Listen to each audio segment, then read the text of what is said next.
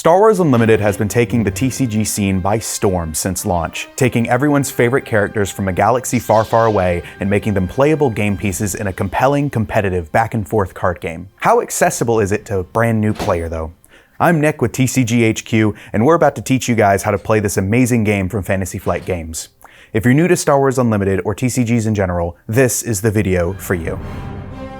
In order to play Star Wars Unlimited, you'll need tokens to act as a reminder for certain in-game elements, dice to help with number tracking, and damage counters. A helpful tool is to get one of these spotlight decks, or starter kits, and you'll find all of them inside. We'll get to all of this in a moment. Let's go ahead and set up our boards so that we know where everything goes when you're getting ready to play. You're going to want to start with an aforementioned starter product of your choice. This can be either a two-player starter kit or a spotlight deck, both of which you can buy at a local game store. Today, we'll be opening the Han Solo Spotlight deck. In your Spotlight deck, you'll find some damage counters, some token cards that you'll find with your deck, a rules reference, and a booster pack. But we'll set that to the side for later. We're not needing that for this video. In your Spotlight deck, you'll find 4 different kinds of cards. You'll find 3 token cards, your leader card, and your base card, along with your 50 card deck that you'll be playing with. Go ahead and open your starter deck and take out the token cards. Token cards are labeled Token Upgrade in the top left. For now, place those tokens to the side. We don't need them quite yet. Next, take a look at your leader card. You'll notice that this leader card has 2 sides, but for now, we're going to go ahead and focus on the side that says leader in the top left. Go ahead and place it in the center of your mat like so. Lastly, grab the base card. You can tell which card is your base card by the word base in the top left. The goal of the game is to defeat your opponent's base with damage equal to or greater than your base's total HP, printed here, before your opponent can defeat yours. Place it just above your leader card like this, and next, go ahead and take the rest of your deck and put it to the side where it's easily accessible. On this mat, there's an easily noticed deck spot where you're going to go ahead and put that. We're ready to go ahead and get started. Rules of the game.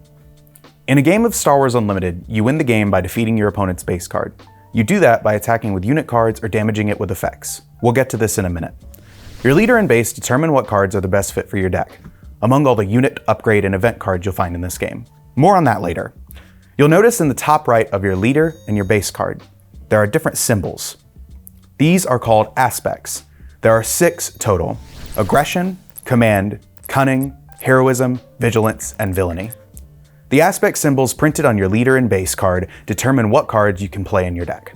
There are a lot of different leader and base combinations in the game, and yours may differ from the one I have, but we'll take a look at the deck I'm opening as an example.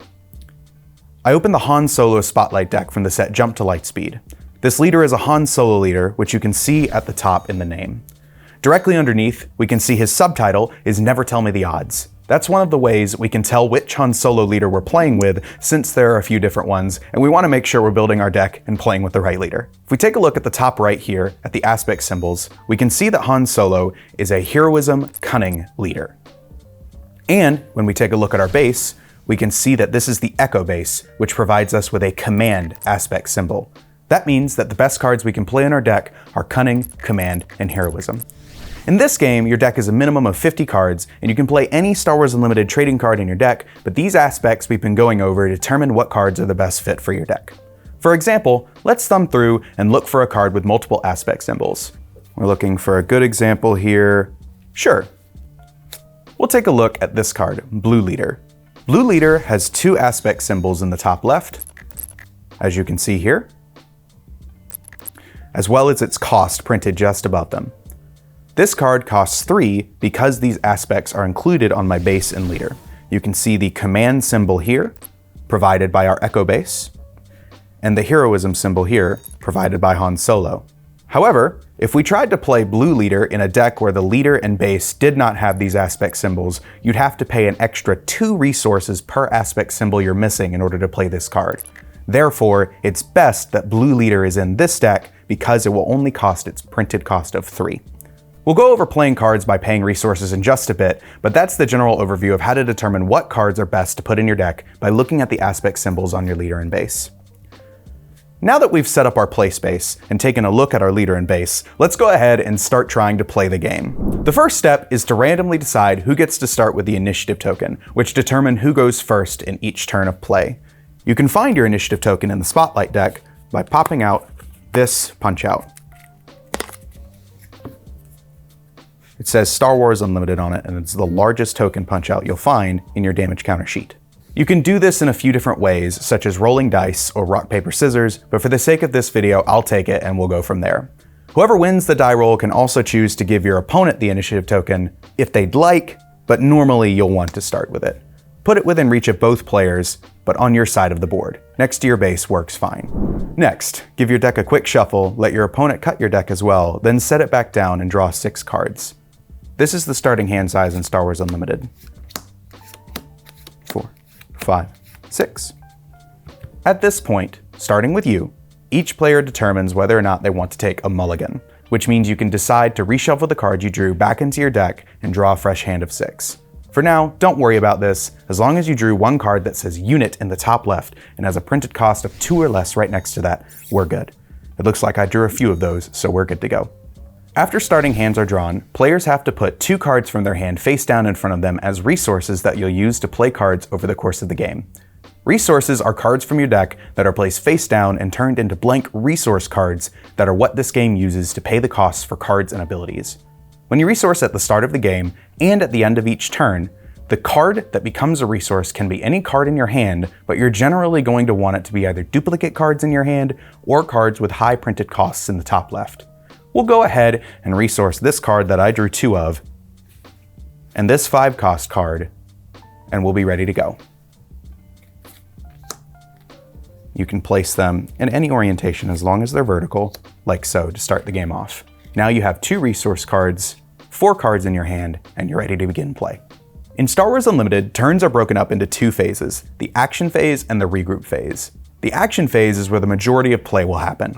The player with the initiative token will begin play by taking an action, followed by their opponent taking an action of their own. This continues until both players have passed. After this, the regroup phase is when cards are drawn and resources are readied again for the next turn. But for now, let's focus on taking actions and what that means. There are 5 total actions you can take in this game during the action phase. They are: play a card, attack with a unit, use an ability, take the initiative, or pass. We'll go over a few of these now and a few of these in a little bit, but don't worry if some of these aren't quite clear yet, they will be soon. We're going to focus on the play a card action for now. There are 3 types of cards you can play in Star Wars Unlimited. Units, the most common type of card. Upgrades, which are normally powerful items such as lightsabers or blasters that you can attach to your units to make them stronger. And events, or cards with one-time effects that can change the pace of the game for you or your opponent in different ways. For now, we're going to focus on playing units, which are the majority of the cards you'll play over the course of the game. Looking at our hand of 4 cards, we should have at least 1 unit card that costs 2 or less to play with our resources. I have a 1 cost card here, R2-D2, so I'll go ahead and exhaust 1 resource by turning it 90 degrees and playing this card to the ground arena, since it's a ground unit, as denoted on the very top of the card. There are 2 arenas in this game, ground and space, and they are on either side of your leader and base. It doesn't matter which arena the first player plays their unit onto, just so long as both players understand that if you play a ground unit to one arena, the other arena immediately becomes the space arena, and vice versa. We will play the R2-D2 sideways to signify that the unit is entering play exhausted. That's one of the universal rules of Star Wars Unlimited. Everything enters play exhausted unless otherwise specified. Now that we've taken our action, now is when our opponent would also have an opportunity to do so. Typically on the first turn, both players are going to play 1 unit and the turn ends quickly after. Once your opponent has an opportunity to play a card, you'll have an opportunity to take another action, but since we already have a unit on the board, we'll go ahead and take the initiative as our action. When a player takes the initiative, they place the initiative token near their side of the board and flips it face down, signifying that the token has been taken for the turn. When a player does this, it means that they will be taking the first action next turn, but they are no longer allowed to take any actions on this turn. At this point, action would pass back to the opponent, but since they've played a unit already, they likely don't have anything else to do and will pass. This action is taken when a player wants to forego doing anything else, and since we've already taken the initiative, both players have passed, and we'll go to the regroup phase. There are 3 steps to the regroup phase. First, we'll draw 2 cards from our deck. Second, we'll select one card to place from our hand face down as a resource exhausted. We'll go ahead and select this ship right here, and we'll put it face down as a resource.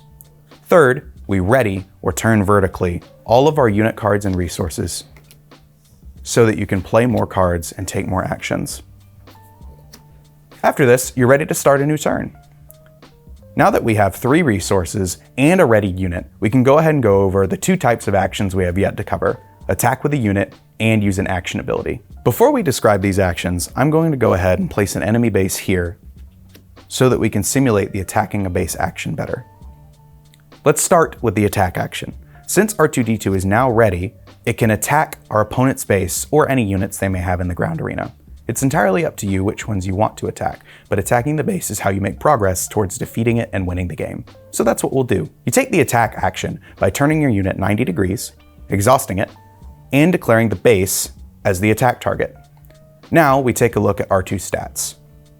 R2 has 1 power and 4 HP, which means we take that power and apply it as damage counters to our opponent's base, equal to that number. That means 1 of our handy damage counters goes on their base, meaning we've dealt 1 damage out of the 30 necessary to defeat it. It's not a lot, but it is progress. At this point, your opponent would likely take the same action, so we'll go ahead and put damage on our base equal to what they could have been attacking with. And after that, play passes back to us. Since both players have attacked and it's our action, the best move is to play a unit that costs as many resources as we currently have. This is called playing on curve, and you'll want to do it every turn if you can. Since we do have a unit that costs 3 in our hand, the Millennium Falcon, we'll go ahead and play that. When we play a card, we turn our resources 90 degrees to the left to signify that they have been exhausted, and we will go ahead and play our Millennium Falcon to the space arena. Our opponent should be playing a unit that costs 3 as well at this point. Since we both attacked and both played a unit, exhausting all of our resources, it's safe to claim the initiative and go to the next turn. While drawing your 2 cards at the start of the regroup phase, be on the lookout for extra copies of cards that you already have in play. For example, I just drew an extra copy of our unique unit, the Millennium Falcon Get Out and Push card in this game. If you ever have 2 cards with the same name and subtitle in play at the same time, you have to immediately defeat one of them and send it to the discard pile, so there's no sense in keeping this Millennium Falcon in our hands. Let's resource it and move on to the 4 resource turn. Readying everything we have on our board and flipping the initiative token back over. This is where the game starts to get exciting. Let's go over the last action we have yet to take, the action ability. In order to take an action ability, you have to have a card that grants you one that you can use. Unfortunately, our leader card happens to have one. Many leaders have action abilities that can activate during the action phase. These are denoted by black text that is emboldened in parentheses, emphasizing the cost that you have to pay to use their ability. Han Solo only requires us to exhaust him as a leader card to activate this, so we'll go ahead and do that.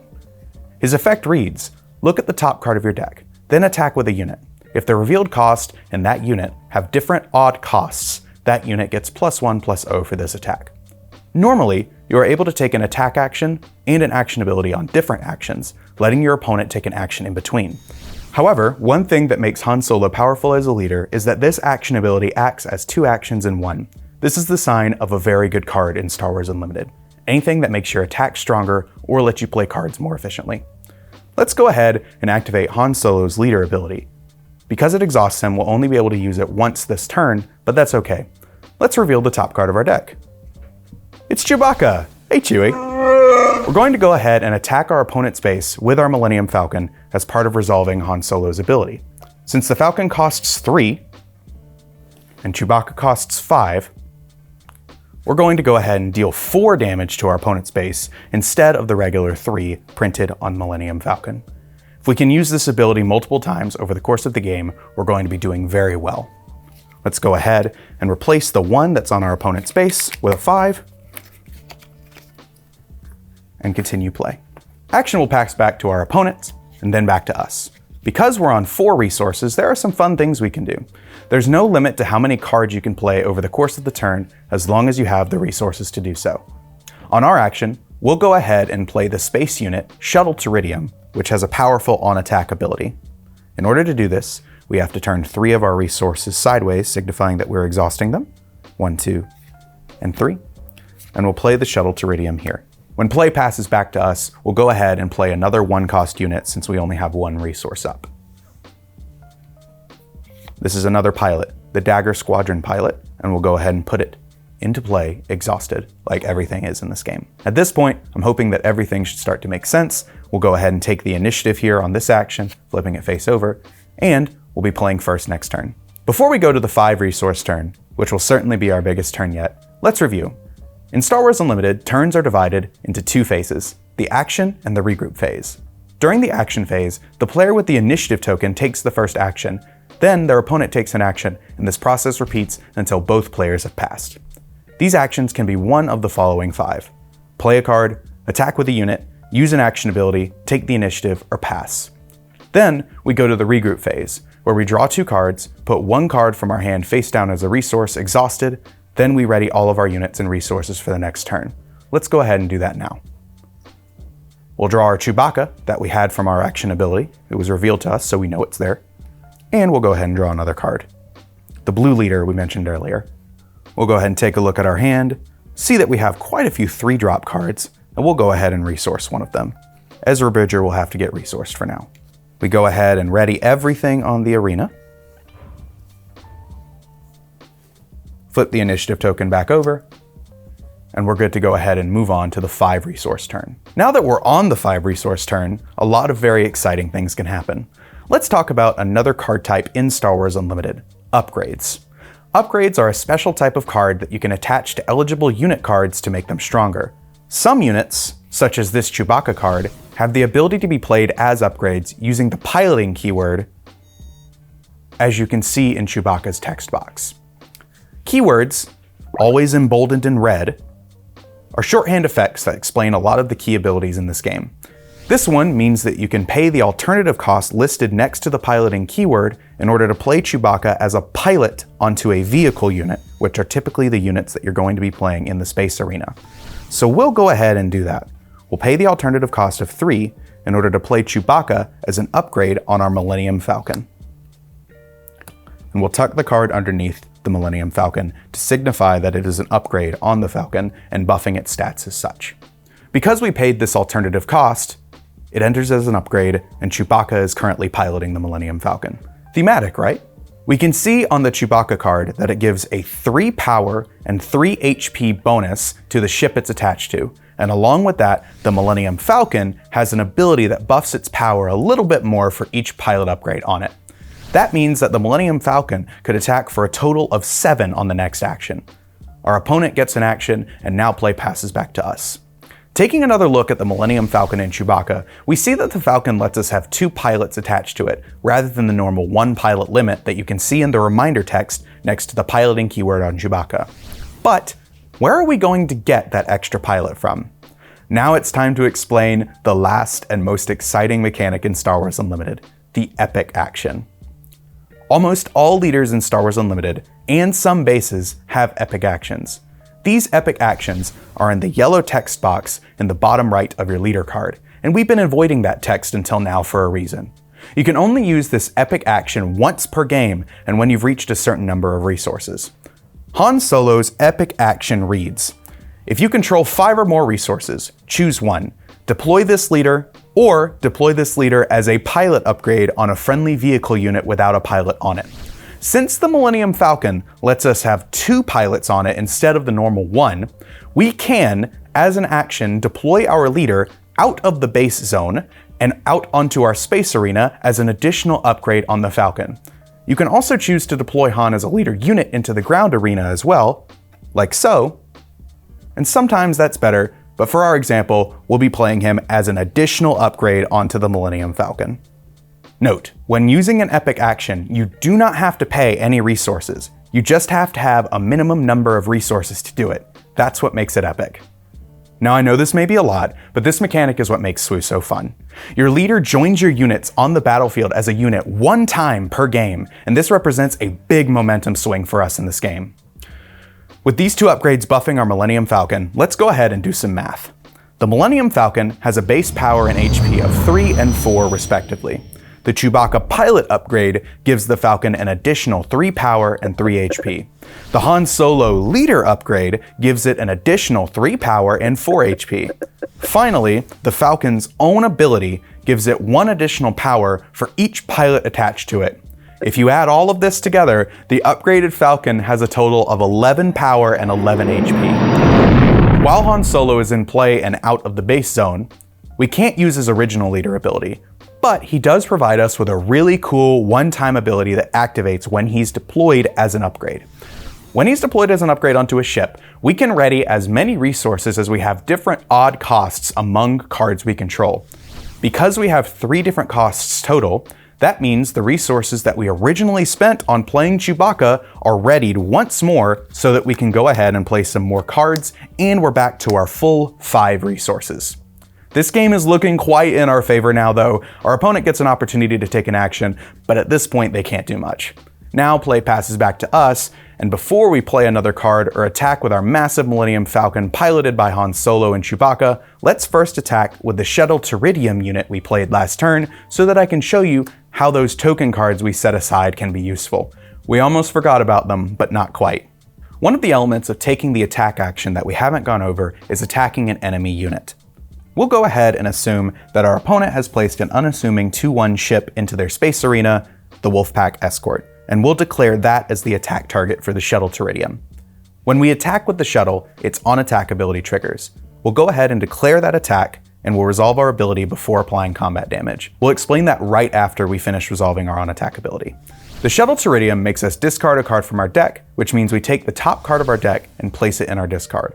If it has an odd cost, we can give an experience token to a unit. It looks like the card we discarded was Boshek, which has an odd cost of 3. We'll go ahead and give the experience token to the Millennium Falcon. An experience token card is one of the token cards that you were provided in your starter product, and it acts as a +1 power and +1 HP to any unit that is eligible to receive the token in line with the on-attack ability of the shuttle. The Millennium Falcon is one of our units, so we can go ahead and give it an experience token. Like so. So all the math is easy to add it up. There are also token units and shield tokens that you can make in Star Wars Unlimited, but they are not relevant for our purposes. Just know that they exist, and some cards have effects that make them. Note, when a token is created, it is not considered as being played. This normally doesn't matter, but it's good to keep in mind for card effect purposes. When you choose to attack a unit instead of a base, here's how that works. When you attack, you turn your unit 90 degrees, as we've already demonstrated, exhausting it like normal. However, instead of dealing damage to your opponent's base, you instead compare the power of each unit to each other and apply those numbers as damage counters to the opposite unit. Since the ship my Shuttle Teridium is attacking has 2 power, it deals 2 damage to the Shuttle Teridium. We'll go ahead and put 2 damage counters on the shuttle to signify that it's taken 2 damage. And since my ship has 2 power, I'll put 2 damage counters on my opponent's ship as well. We can go ahead and do that. However, as you can see, its HP is only 1. Therefore, as soon as those damage counters go onto the Wolfpack Escort, it will be defeated. So we'll go ahead and take the Wolfpack Escort off of the board now that the demonstration has ceased. In this game, damage counters stay on units turn after turn, so unless I heal the damage off of my shuttle somehow, it's only going to have 2 HP left over for the remainder of the game as long as it's still in this arena. Alright, we've explained attacking units. Our opponent gets an action, and then the action passes back to us. Once play gets back to us, let's go ahead and go over the last type of card in this game, events. We drew the event card, Shoot First. This card lets us attack with a little more punch than before. When you play an event, you pay resources for it like you would other cards, but instead of the card going into an arena, you immediately send it to the discard pile and resolve the ability as soon as it's played. Not only does Shoot First buff us by +1/+0, it also lets us attack with the unit on the same action. So if we add all of our buffs together, and there are a lot of them, the Falcon, piloted by the best pilots in the galaxy, will attack our opponent's base for 13 damage. Adding it all up, that is 3 from its own power, 3 from Chewbacca, 3 from Han, 2 from its own buff, 1 from the experience token, and 1 from the Shoot First, putting our opponent at a total damage on their base of 18. While this isn't quite enough damage to kill our opponent, we have lethal on them next turn, and in doing so, we recreated an amazing moment from the Star Wars franchise. Chewbacca and Han Solo piloting the Millennium Falcon, saving the day, and never telling them the odds.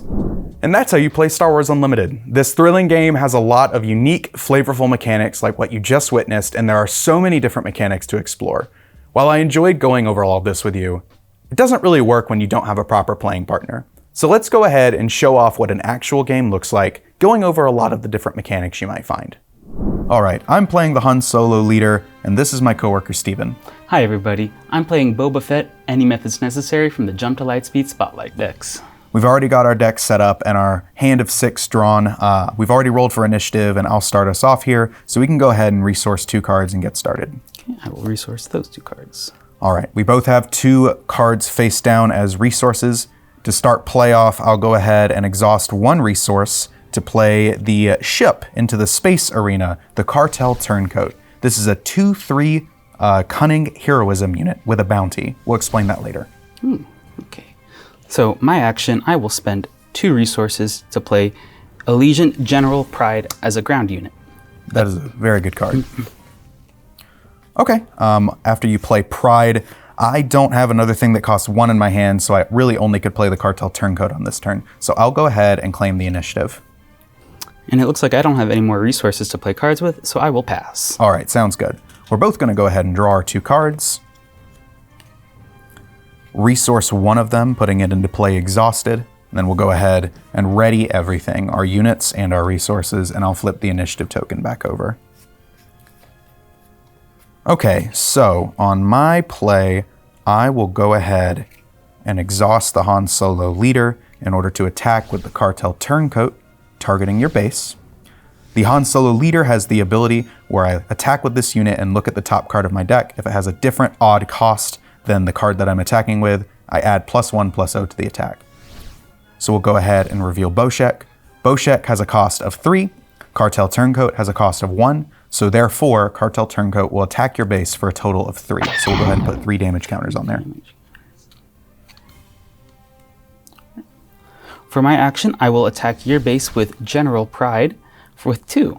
He has the on-attack ability. If you have the initiative, deal 2 indirect damage to a player. I don't have the initiative right now, so I don't think that triggers. It does not. Indirect damage is a mechanic we'll definitely be going over, but for right now, I get to avoid it, fortunately. We'll go ahead and put 2 damage counters on my base.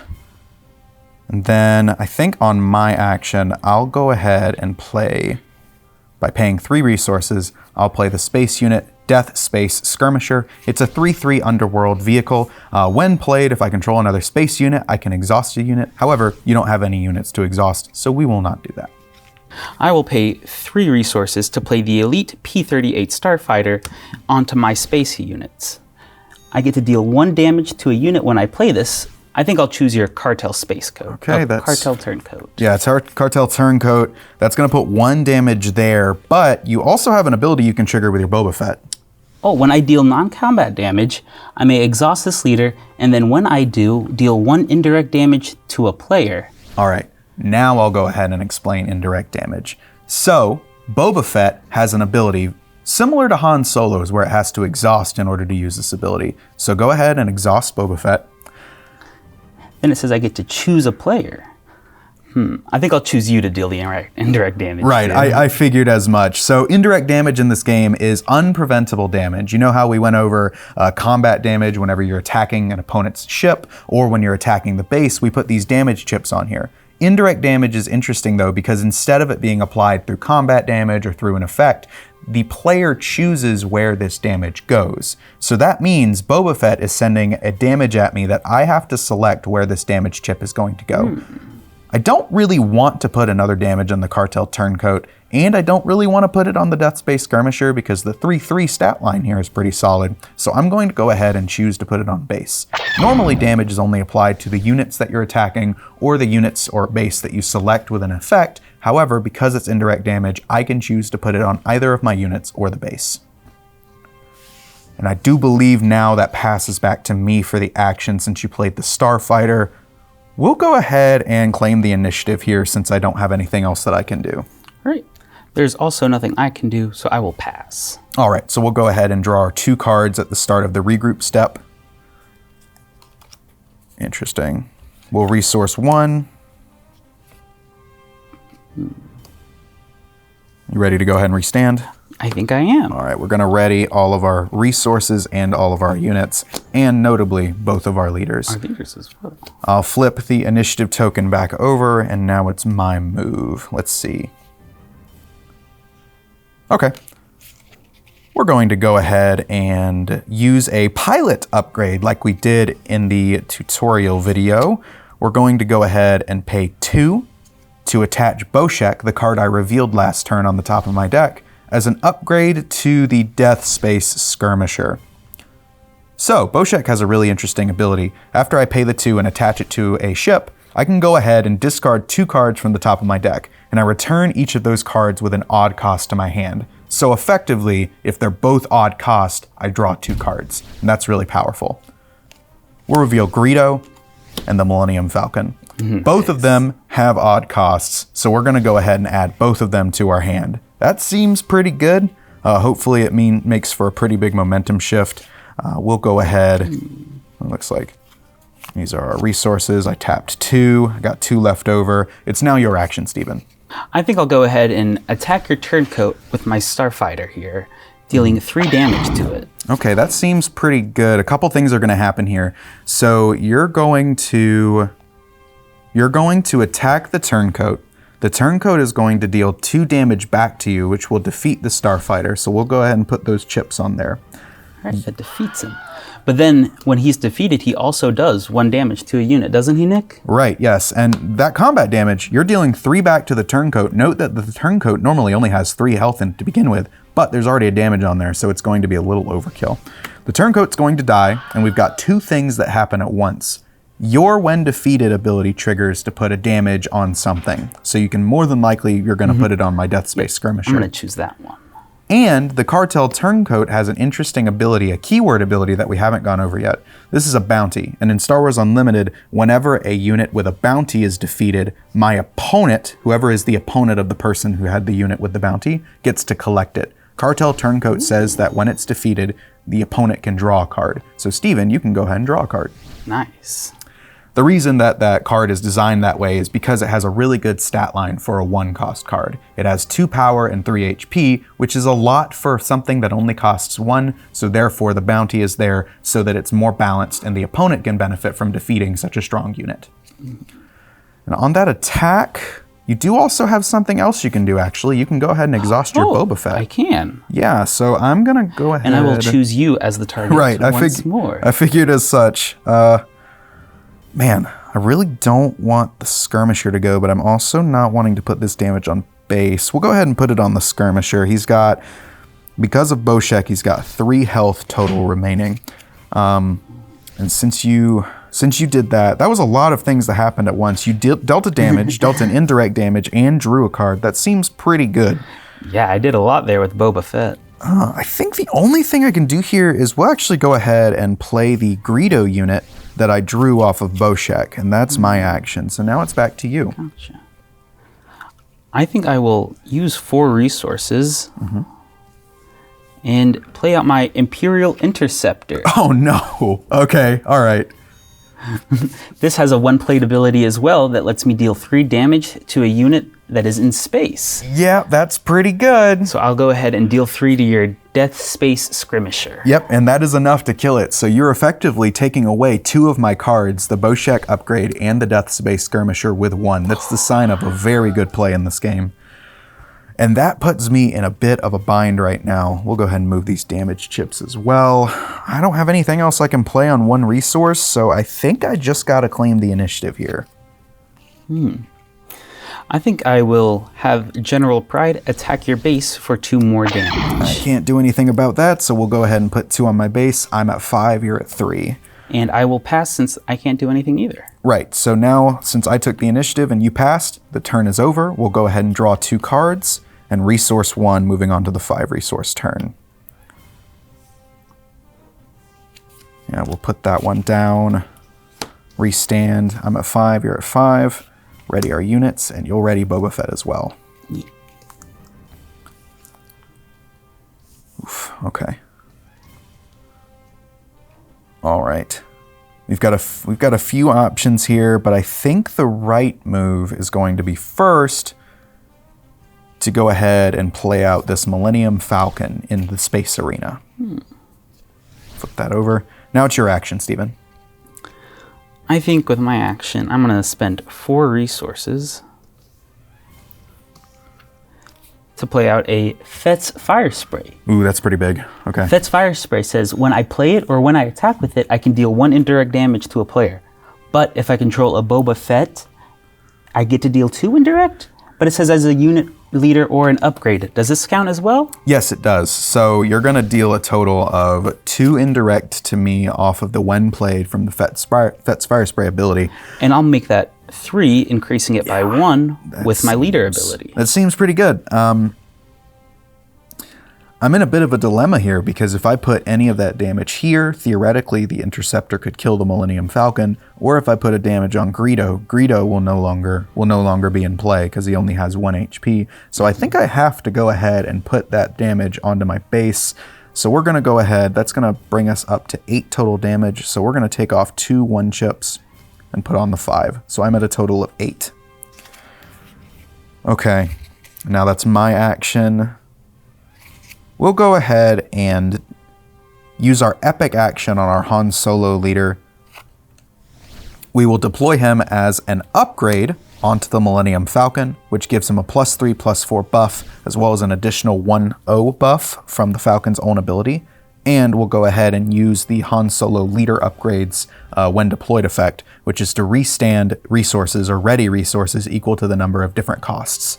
Greedo is a 1 cost, the Millennium Falcon is a 3 cost, and the leader is treated as having a 5 cost. So therefore I have 3 different costs and will restand 3 resources. So I've got a full 5, but play does pass back to you, so now you have a chance to do something. Strong play. I think my best play would be to attack your base with my General Pride once more. Yep, I think that's pretty good. We'll go ahead and take off the 3 1s here because we're going to 10. We'll actually go ahead and just take off that 5 too, and we'll put a big 10 on the Echo base. Okay. I think from here, my best move is more than likely going to be to... We'll pay 3. And we'll go ahead and attach Chewbacca to the Millennium Falcon. So, Chewbacca is now buffing the Falcon even more for a total of, we've got 3 from the Falcon's main ability, 3 from Han, 3 from Chewbacca, and then the Falcon's own ability gives it an extra 2, so we're looking at 11 total power. Sheesh, that is a big ship. Yes, it is, with the best pilots in the galaxy on it. I will go ahead and hit your Echo base for 3 more damage with my Interceptor. 3 more damage is good. 1, 2, 3. I think at this point, we'll put 3 damage on your base with Greedo. Brings me up to 6. I will put a 5. Gotta close this gap somehow. All right. I think finally, I will claim initiative. All right, so the initiative token moves to Steven, which means Steven is going to get the first play on the next round. Since you've claimed the initiative, I'll pay 1 to play a Wolfpack Escort. Wolfpack Escort has the ability to return a friendly non-vehicle unit, non-leader unit to my hand, but I'm not going to do that. I want to keep all my units out. And with that, I'll go ahead and pass, which means we draw our 2 cards, put 1 down as a resource, and go to the next turn.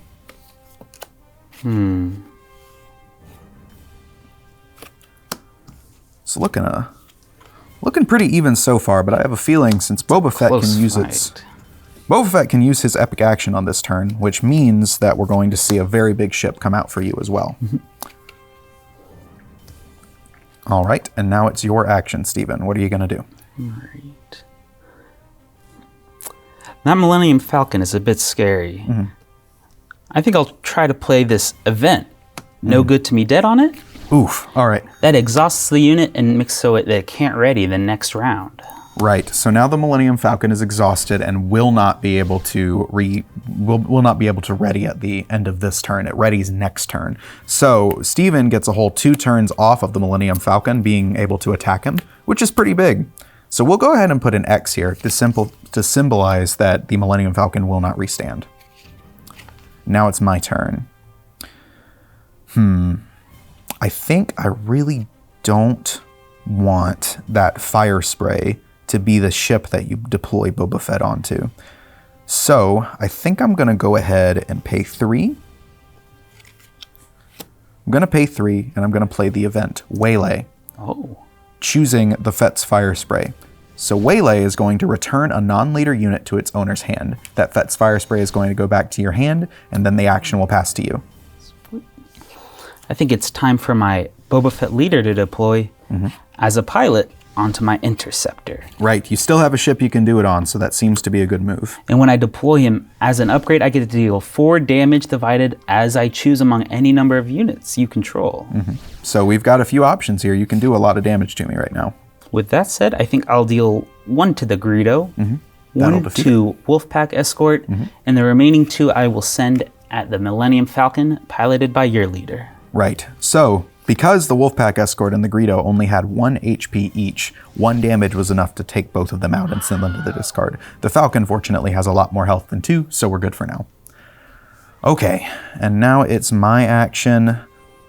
I don't have too much that I can do, so I'll go ahead and pay 3 to play the Shuttle Teridium, and then action passes to you. I will go ahead and attack the Echo Base for 7 damage. 7 damage seems pretty good, so we're going to go ahead and take these 3 1s off and replace it with a 10. I'm really going to need to look for an answer in these next 2 cards that I draw next turn, because otherwise things are looking pretty dire. It's my action now. I think I'll go ahead and take the initiative token from you, and I'll start next turn. Okay. Next, I'll go ahead and play out the Fett's fire spray that you had returned to my hand this turn. Right. Okay. Dealing another 2 indirect to you. I'll put the 2 on the shuttle. I can't afford to put it on my base quite yet. And with that, I will pass, going to the next turn. All right. So we're going to take the X off of Millennium Falcon as a reminder that No Good to Me Dead is still affecting it. And we'll restand the Shuttle Teridium. You'll restand all of yours. But first, we got to draw these cards. I'll go ahead and resource here. All right, we're at 7 resources. This is around when most games are decided, and I do think I know which way it's going. But it is pretty cool to get to see Boba Fett in action. It's a really, really interesting deck. Okay. Oh, right. Excuse me. The Falcon is still exhausted. Thanks to my event. Yes, No Good to Be Dead is a very good card, one of the staple cards in Star Wars Unlimited. It's my action, so we'll signify that the initiative token is still up. I think the move here is going to be to attack your base for 2, because I cannot actually deal enough damage to defeat either of those units. We do have the on-attack ability here, which I'll go ahead and do. You look at the top card and we discard it. If it has an odd cost, we can give an experience token to another unit. And this is the Wolfpack Escort, a card I've already played, actually, this game. So that does have an odd cost, and we'll go ahead and give that experience token to the Millennium Falcon. Gotcha. So the Millennium Falcon is getting a little bit bigger, but I don't know that it's going to matter too much. I will attack the Echo Base with Fett's fire spray, triggering my on-attack once more to deal 2 indirect damage along with that. 2 indirect damage is good. I'm going to go ahead and assign it to the Millennium Falcon. And then that's a whole 4 damage onto my base. So we'll go ahead and, let's see. I'm just going to reach over here and grab some of these real quick. I do think I know where this game's going to go. In order to keep myself from getting my base defeated, I have to figure out a way to stop the Imperial Interceptor piloted by Boba Fett. However, it doesn't look like I can, so I'll just go ahead and play a ship that costs 1, another Wolfpack Escort, the last Wolfpack Escort I have. I will not use its ability, and then you have the lethal hit with the next attack. Boba Fett will swoop in and destroy your Echo Base with 7 more damage. All right, and that's the game. Good game, Steven. Good game, Nick. All right, and that's Star Wars Unlimited. There are a lot more different leaders, cards, and mechanics to discover in this game, and you can get started by purchasing these 2 Spotlight decks or another starter product of your choice from cardshq.com. That being said, we appreciate you watching this video. We're going to be looking to making these videos once a week moving forward, and we'll help you discover a lot of different great card games that we sell in-store and that you can find at your local game store. And we'd love to have you join us if you subscribe, give us a like, and look forward to future videos.